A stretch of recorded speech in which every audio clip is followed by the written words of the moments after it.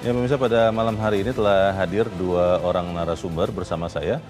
Secara fisik langsung hadir di Studio 1 Metro TV, ekonom senior Afi Liani. Mbak Afi, selamat malam. Selamat malam Mas Leonard. Terima kasih sudah hadir. Terima kasih. Dan saya juga akan menyapa yang bergabung bersama kita lewat sambungan telekonferensi, tenaga ahli utama Badan Komunikasi Pemerintah Republik Indonesia, Fitra Faisal Hastiadi. Mas Fitra, selamat malam.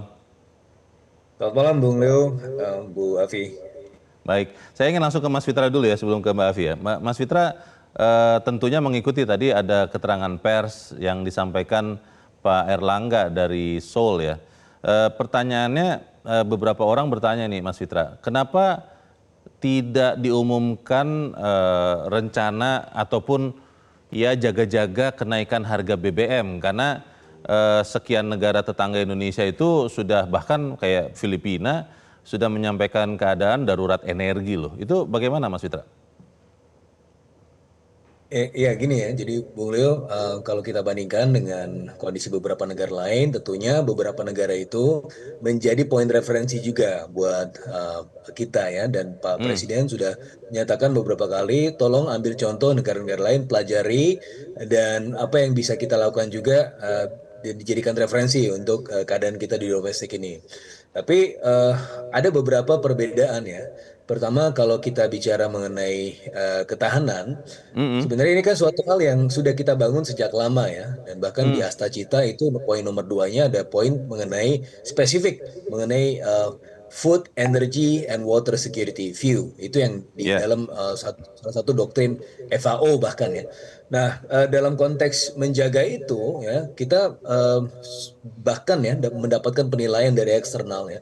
Dalam artikelnya di Economist ya, satu liputan khusus mengenai beberapa negara yang diidentifikasi rawan atau tidak dalam kejadian geopolitik sekarang. Nah, Indonesia merupakan kategori negara yang low exposure dan strong buffer. Nah, dalam kondisi seperti itu, meskipun kita tidak gembira dengan kondisi geopolitik, tetapi kita masih cukup kuat ya dalam konteks itu. Nah, yang berikutnya, Bung Leo, kita juga bandingkan dengan terutama Filipina dan juga Australia. Apa sih bedanya Filipina, Australia, dan juga Indonesia? Padahal ini kan tetangga-tetangga kita semua ya. Mereka sudah mengumumkan bahkan kedaruratan energi dan juga sudah ada antrian-antrian yang menjalar kemana-mana gitu ya. Bedanya adalah yang pertama kita itu lebih terdiversifikasi ya sumbernya. Jadi tidak hanya dari Arab ya, bahkan lebih banyak lagi dari Malaysia dan Singapura. Nah ini yang perlu dicatat ya. Yang kedua adalah kenapa Filipina dan Australia yang juga seharusnya bisa mendapatkan dari Singapura terutama itu tidak melakukannya secara segera, bahkan ya mereka melalui kesulitan. Bedanya adalah struktur pasarnya. Struktur pasar retail kita ya dalam pengelolaan operator di lapangan itu kan struktur pasar kita adalah oligopoli. Dibandingkan dengan misalnya di Filipina yang mereka yang di sektor hilir ada berapa sih ya operatornya? Ada sekitar 12. Di Australia ada berapa? Ada 4.000. Kita cuma 5 atau 6. Artinya apa? Dalam konteks itu, maka kita memiliki efek skala ekonomis. Loh, bedanya di mana?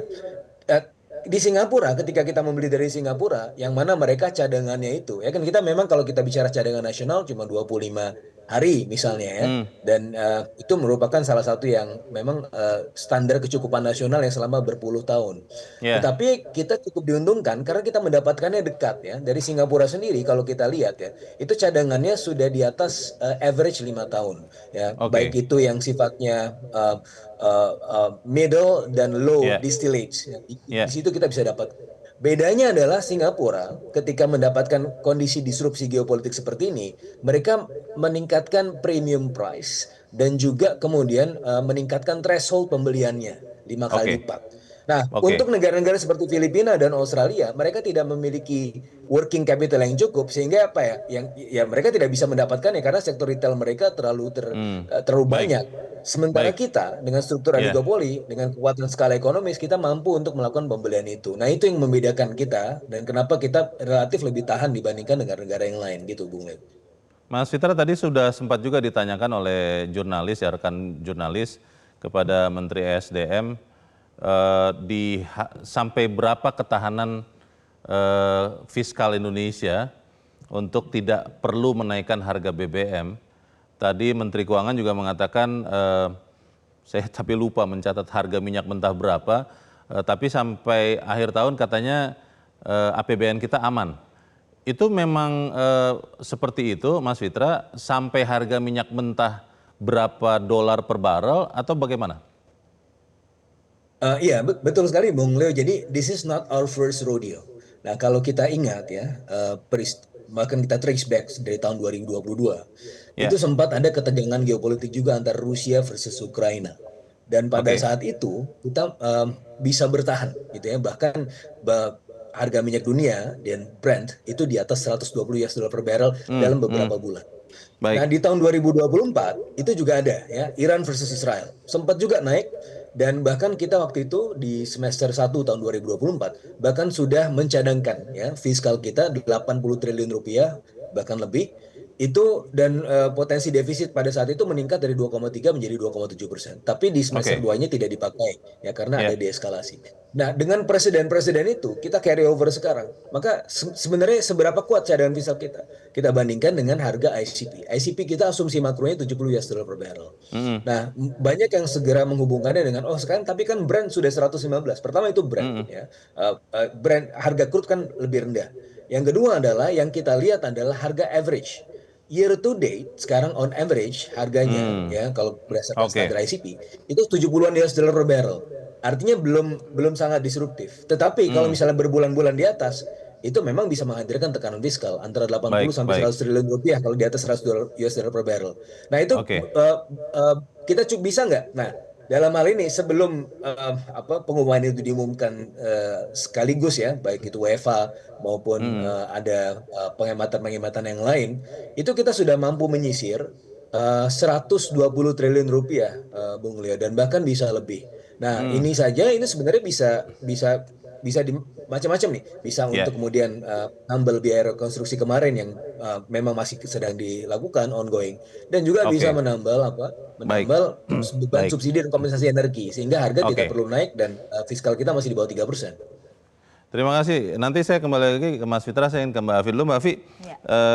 sebelum kita bicara langkah penghematan yang lain tadi soal BBM, karena semua orang tuh menunggu-nunggu. Apakah tadinya ada spekulasi mengatakan, oh malam ini karena 31 Maret, Iya. pemerintah akan mengumumkan kenaikan harga BBM. Tapi ternyata baik yang bersubsidi maupun yang tidak bersubsidi tidak naik. Iya. Kalau Anda melihat seberapa tahan, Iya. tadi Mas Fitra udah katakan, harga average-nya itu sekarang baru 70-80-an dolar begitu ya dari awal tahun sampai sekarang. Seberapa tahan fiskal kita menghadapi keadaan Kenaikan. di Timur Tengah itu? Ya kalau kita lihat kan ini sebenarnya walaupun selat itu dibolehkan masuk, tapi kan Indonesia belum juga ya. Belum bisa lewat. Tapi beberapa Malaysia sudah. Tetapi kalau kita lihat kan persoalan harga ini bisa jadi naik. Nah paling tidak kalaupun belum naik kita sudah kira-kira kalaupun naik berapa banyak kita mau ngapain itu menurut saya penting. Kenapa?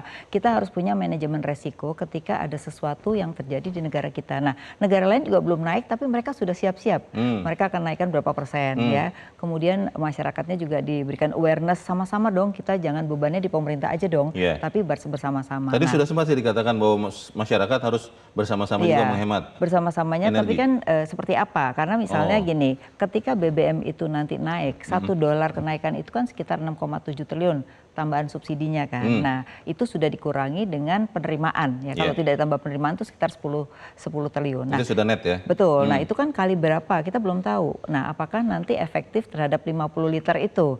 Karena kalau nanti sistemnya belum siap, itu juga bisa terjadi moral hazard Di kan. lapangan Nah, ya? betul di lapangan. Jadi ini yang menurut saya perlu dipersiapkan supaya apa yang disampaikan pemerintah terhadap subsidi itu memang benar-benar terjadi dan sudah diperhitungkan ya. Nah, yang kedua adalah menurut saya subsidi yang tidak disubsidi seharusnya mengikuti harga. Gitu. Yeah. Kenapa? Karena kalau kita sudah mencoba dia tidak dinaikkan, itu nanti efeknya akan jangka panjang. Nah, itu juga berbahaya buat pemerintah dong. Tambahan subsidi yang tadinya hanya yang disubsidi sekarang jadi yang tidak disubsidi jadi disubsidi gitu. Nah, beban itu akan semakin berat dan itu akan menjadi beban pemerintah yang kedepannya juga akan sayang kalau itu digunakan harusnya untuk membantu rakyat yang sedang menghadapi masalah pendapatan dibandingkan hanya untuk subsidi gitu. Nah, jadi ini mungkin harus berimbang menurut saya. Apa yang sudah terjadi jangan diberikan subsidi gitulah. Itu satu menurut saya.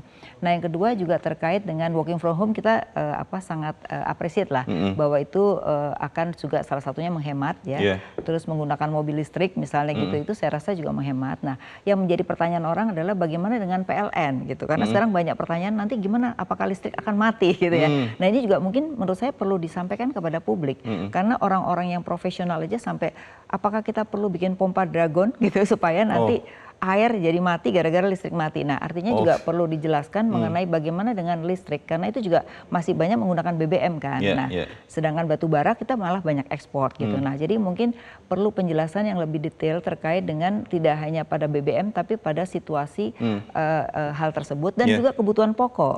Karena kita lihat kemarin inflasi kita kan sudah mencapai 4% lebih kan, itu tanpa kenaikan BBM loh, baru bahan pokok ya, karena ada MBG itu juga meningkatkan inflasi. Nah, ini juga harus diperhitungkan nanti bagaimana ketika dianggapnya ini tidak ada inflasi, saya rasa juga akan mempengaruhi karena swasta kan mereka juga menghadapi kenaikan-kenaikan kan terhadap inflasi. Nah, ini juga harus diperhitungkan. Jadi menurut saya perlu mengajak juga pengusaha untuk bersama-sama saling mendukung gitu. Nanti kan pengusaha jadi jalan sendiri gitu loh. Nah, jadi tidak hanya sekedar masyarakatnya, tapi juga pengusahanya perlu diajak untuk mendiskusikan hal ini. Memang gitu.